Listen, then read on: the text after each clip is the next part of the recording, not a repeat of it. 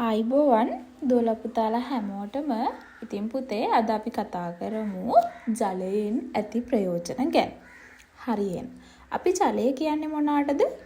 වතුරට. වතුර නැතුව අපිට වගේම සතුන්ටත් ජීවත් වෙන්න හරීම අමාරුයි. තේරුණාද? ඉතින් ජලය කියන්නේ එතකොට ගොඩාක් වටින සම්පතක්. අපි ජීවත් වෙද්දී එදිනෙදා කරන වැඩවලදී ජලයෙන් එහෙම නැත්නම් වතුරෙන් ගොඩාක් ප්‍රයෝජන තියෙනවා. පුතාලා දන්නවද? අපිට උදේම නැගිටලා දත් මදින්න, වතුර පානය කරන්න, නාන්න, මූණ සෝදන්න, රෙදි හොදන්න, ඒ වගේම වැසිකිලි යන්න, තව මොනවටද? කෑම උයන්න අපිට වතුර ඕනි වෙනවා. මේ බලන්නකෝ. මේ මොකද්ද? ලස්සන ගෙවත්තක් නේද?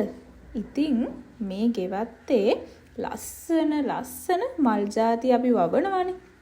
ඉතින් ඒ මල් පැලවලට වතුර දාන්නත් අපිට ජලය ඕනි වෙනවා. තව මොනවද? ගිනි නිවන්න, සත්තු නාවන්න, කෘෂි කර්මාන්තයේදී අපිට ගොවිතැනේදී එහෙම නැත්නම් අපි කියනවා මොකද්ද? ගොවිතැන. ඒකෙදිත් අපිට ජලය ඕනි වෙනවා. වාහන හොදද්දිත් අපිට වතුර ඕනි වෙනවා. ඉතින් මේ හැම දෙයකටම අපිට මේ වතුර ඕනි වෙනවා. අපිට විතරක්ද? නෑ.